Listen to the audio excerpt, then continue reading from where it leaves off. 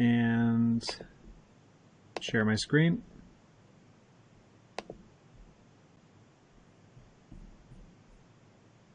How are we doing? Can you two see that? Yeah. Okay. Pick this up here. So I'm only going to do, this is the third lesson here of our, it's kind of a mini unit, and it's just on kind of identifying the main features of graphs and functions. So this is the third lesson, and there will be one more lesson on Wednesday, and after that I'm going to just do a review on Monday, and then we're going to do like a little mini quiz test sort of thing just on all this stuff here. So this is lesson 3 of 4, and then there's a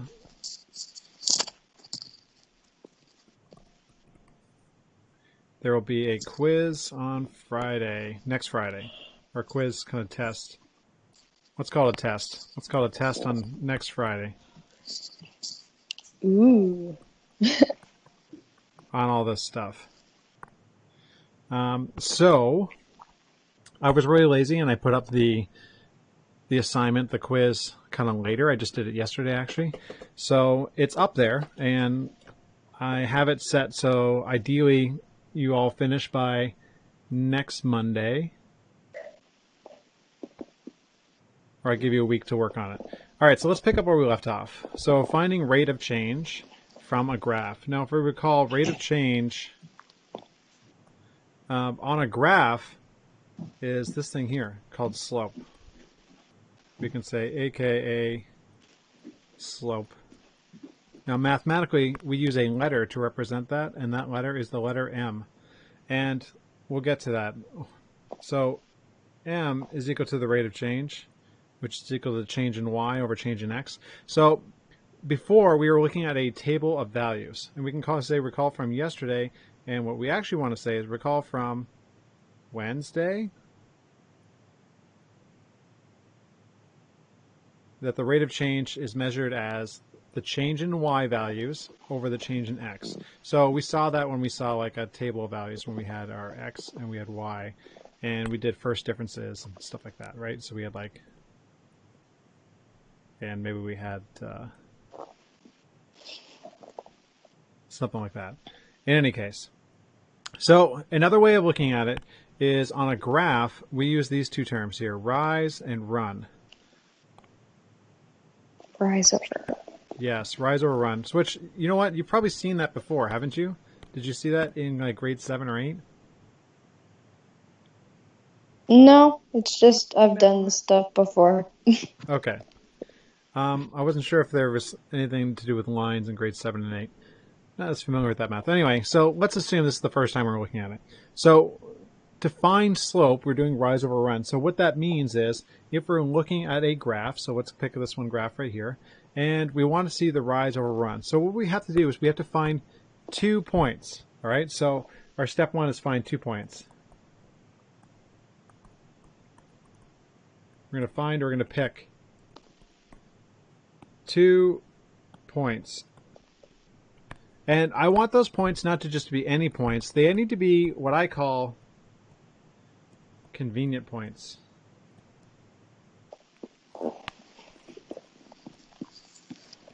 They need to be convenient. So we're talking about coordinates here. We're talking about coordinates on the graph. So we want 2 points that are convenient coordinates. So for example, I often like to use on my y-axis here. So if this is my y-axis and this is my x-axis, I like to go where it goes right through the y-axis. I use that one a lot. And so what I mean by convenient is the line is going directly through kind of like this. It goes through a y and an x. It intersects it perfectly. So if we look at these points right here, these are inconvenient points. And the reason why they're inconvenient is because we might know what the x value is for here. We could say that we know that the x value here is like it's -1, but the y value is negative, we don't know. It doesn't really make sense. We know it's somewhere between 1 and are 0 and 1, so it's not very convenient. And this one here is not very convenient because we don't really know what the x value is. The x value is somewhere between 1 to 2, and the y value is 0. So we have two kind of mysteries there, or mystery points, and we don't like mysteries when we're looking at these graphs here. So we don't like these.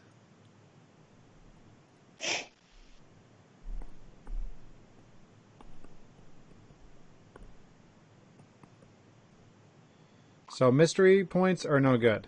We want precise points. We want ones that go through conveniently. So a good precise point for us, in which case, is this one right here. We know that the coordinate there is 0 and -2.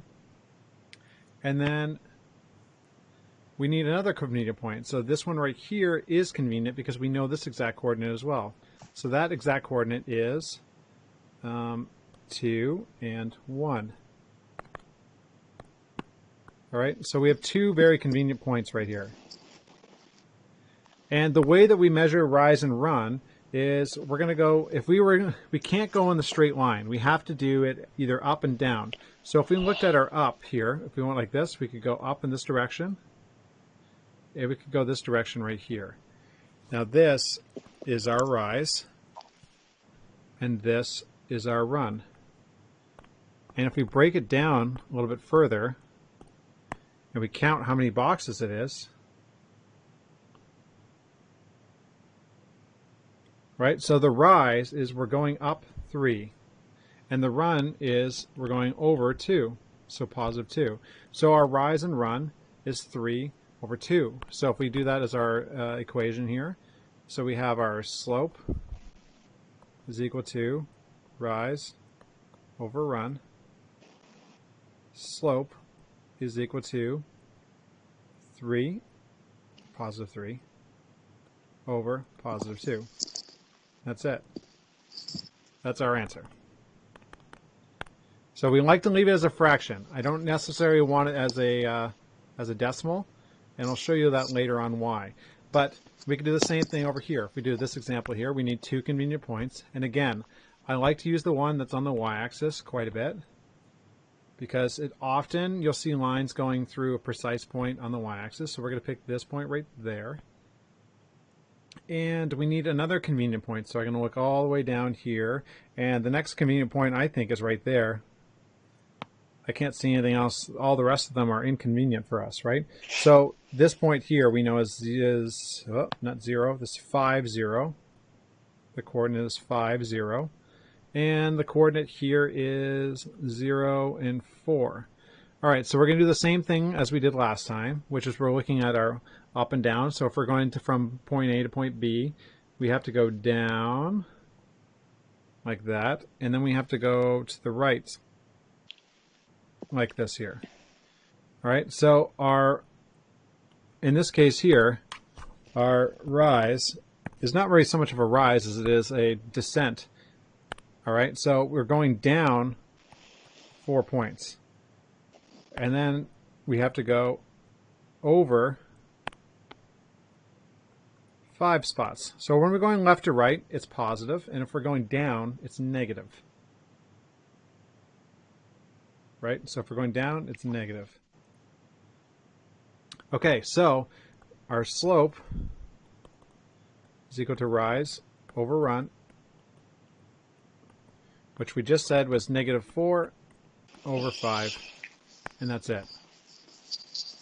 So that's kind of the main goal of what we're doing today then, is just by looking at graphs, can we find the slope? All right, that's the main object here.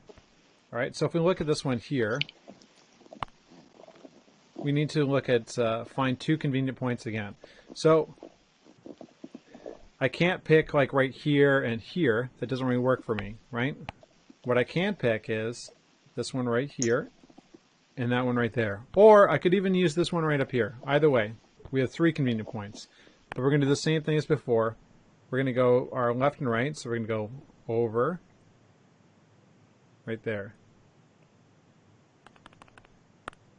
So we have our rise and our run. So the rise is 2 and the run is 1. So our slope is 2 over 1.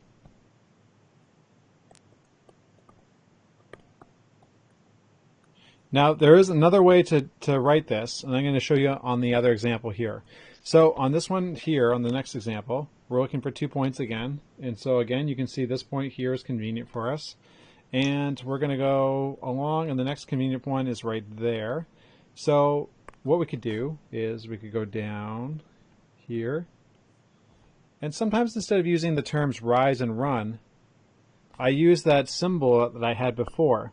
So the symbol was that kind of triangle symbol. So I call this one my triangle Y, which means change in Y. So my change in Y is -2. And I do a triangle X, and the change in X, this here, is +5. So slope, or M, is equal to triangle Y, the change in Y over the change in X. So we have -2 over 5. So the terminology changes, but it's doing the exact same thing. All we're doing is we're trying to find the slope. You're trying to find the difference in the Y value over the difference in X value over between 2 different points. And you'll notice that slope is negative if it's going downhill. So if you imagine like a roller coaster kind of thing happening here, if the line goes downhill, one of the numbers will be negative, like the entire term will be negative, as opposed to if you see a line going like this, right? So if we were, let's do a quick little drawing of that. So if we had like our thing like that, and we have a slope like this. So uphill slopes are positive. And a downhill slope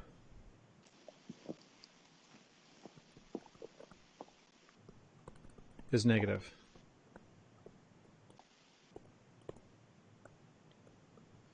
So it's a good way of double checking it. And if you're doing multiple choice questions and I give you, hey, what's the slope of this line? And the line is going uphill and there's a couple slopes that are negative. Well, you can rule those out right off the bat. And you'll definitely see stuff like that. Okay. Now we're going to use basically everything we know here for a second. So if we did the cost, C of rice depends on the mass. And I think I actually might have given this exact question before. So we had, what is the initial value? Well, what is the initial value? What is the y-intercept, basically? Or where does it hit the y-axis? And that's this value right here. So the initial value is y equals 0. Or in this case here, it'd be cost equals 0. Is it a direct or partial variation? Well, it goes through the point 0, 0. So it's direct. And what is the rate of change? So basically it's asking us, what is the slope? So we want the slope is equal to rise over run. So we're going to use the graph to look at it. And we'll need 2 convenient points. So I have the 1 point right there. I need another convenient point that appears to be going through. It looks like this one is probably the next closest one. So let's do that. I'm going to go this direction. And then I'm going to go up like that. So there's my rise. And there's my run. So, and I'm going to use those terms. I have my delta x, so the change in x is 2. And the change in y is 9. So, 10. Is it 10? Yes, it's 10. Thank you for correcting me. Just when I thought you were both asleep. You go and wake up. Okay, awesome. So we can put those values in. So rise is 10, run is 2. And we can reduce that to the simplest terms or lowest terms. Since you're awake, what is it? What's 10 over 2? 5 over 1. Yeah, 5 5. over 1, which is what? Or just 5.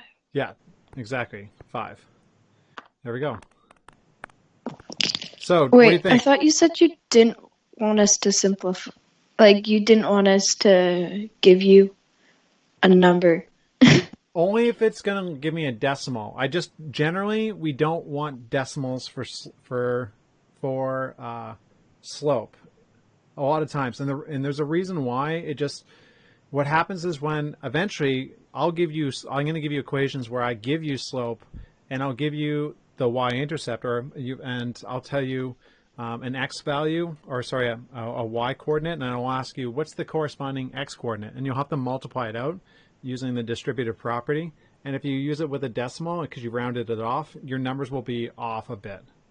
So generally, for the sake of precision, we try and leave things as fractions if it's like an irrational number decimal that you have to round off.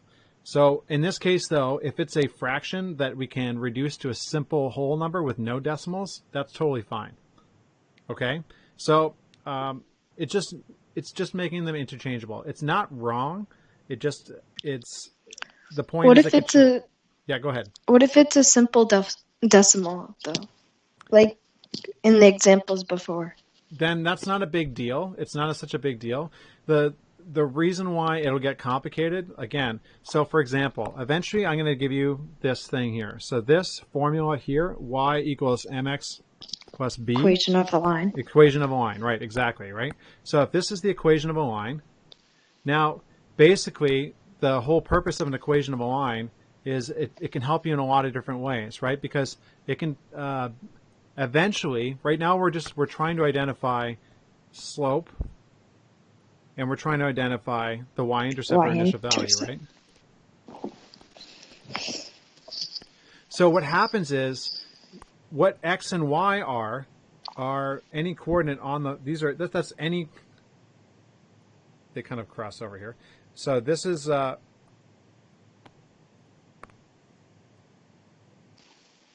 any point on the line. Right? So what I'll end up doing is, for example, the reason why it gets complicated, because let's say if I said and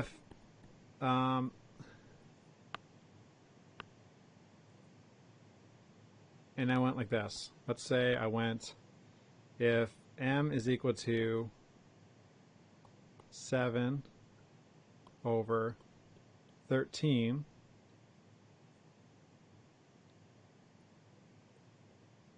and 0, let's make it a little bit different.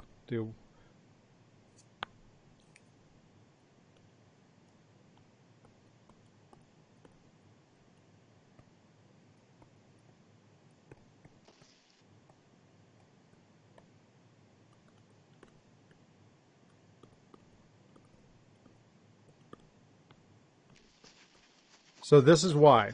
So you'll get a question like this.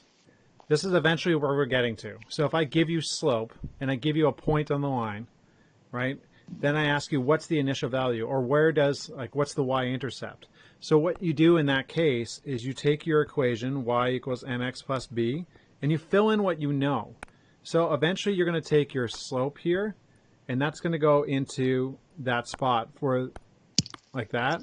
So if we substitute in all those spots, so I went like 7 over 13 is equal Well, that to... decimal's not going to be nice. Exactly. So if you put it as a decimal, and we put it in our coordinates, because that's an x coordinate and there's the y coordinate. So this is 3, and we don't know what b is, so we're going to let b hangs out on the end there.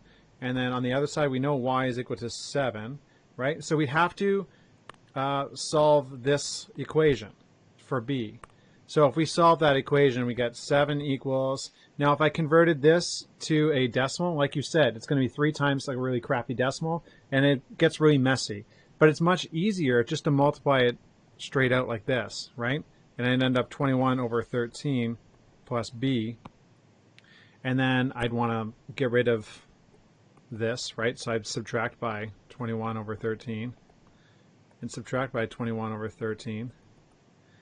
And so I'd get b is equal to, and 7 times, so that's 91. 91 over 13 minus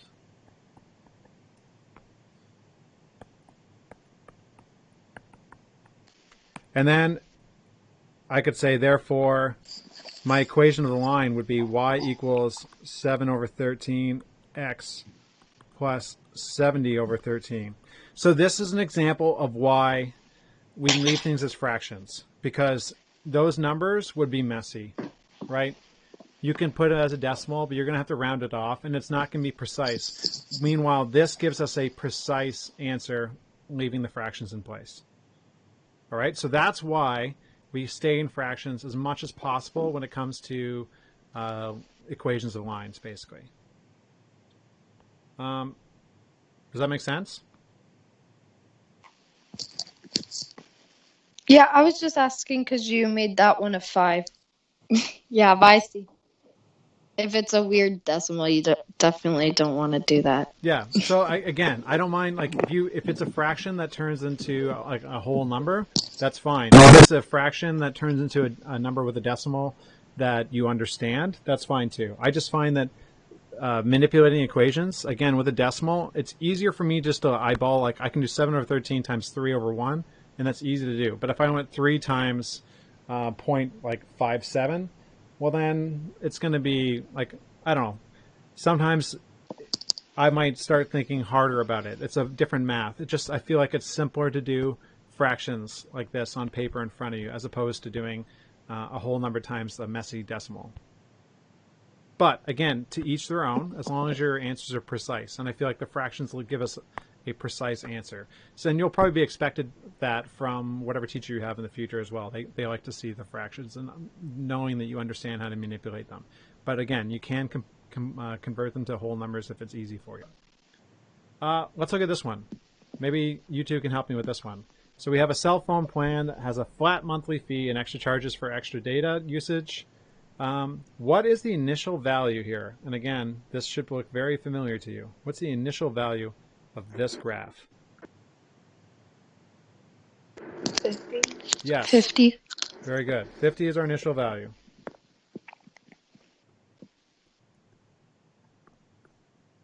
Also known as the y-intercept. Okay, 50. Now, is it a direct or partial variation? Partial. Very good. Partial. Why? Doesn't go through 0, 0. Very good. Doesn't go through 0, 0. Wicked. Okay, and what's the rate of change?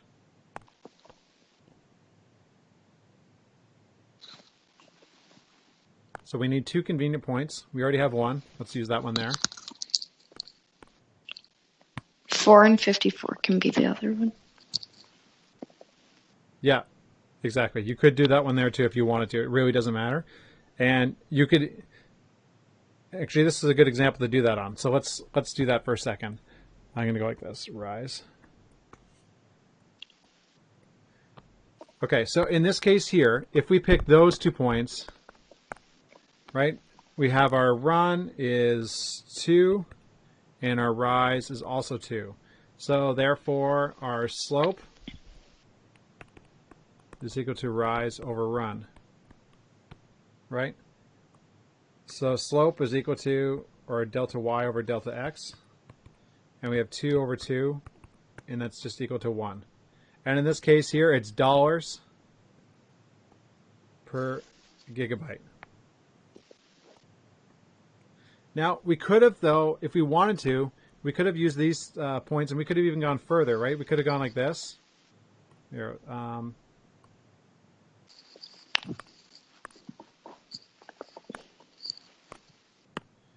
stuck on my eraser again. There we go. Erase.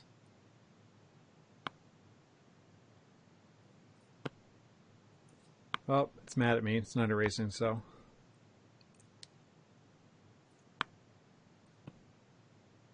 Oh well, in any case, it won't let me erase that. Nor will it change my pen, apparently. I'm stuck with a red pen. In any case, can we write an equation that describes this relationship?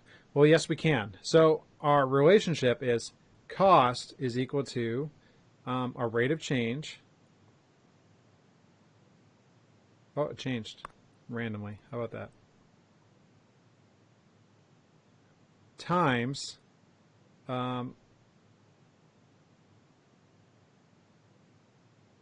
like x, basically, which is our measured in the gigabytes, which is our number of gigabytes used.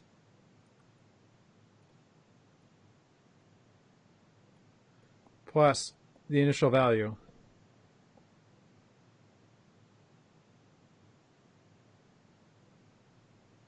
So we end up with cost is equal to 1x plus 50. And that's our equation. But what I was trying to mention was that we could have gone like this even. And this would have been plus 4, and this would be plus 4, and our slope would be the same thing, and just be 4 over 4, which is 1. So it doesn't really matter. Like, the points could be super far apart, but when we do the slope and we calculate, that's going to give us the same value anyway. All right, so the rest of these are yours. I don't have a lot of them on there, but some of them for practice, and yeah, I feel like this isn't too hard, so I think you two can handle it. Is there more than just the two of you, or are we still just on the two of us here? Hey, there's 4 of you. Look at that. Okay, so that's it. I will post the link for the lesson following this, and the assignment is up from last week. Again, I apologize for putting up late, but it's up there. And have a go at it. Please do it by Monday, 1 week from today. And yeah, that's pretty much it. That'll be it for today's lesson. Okay, thank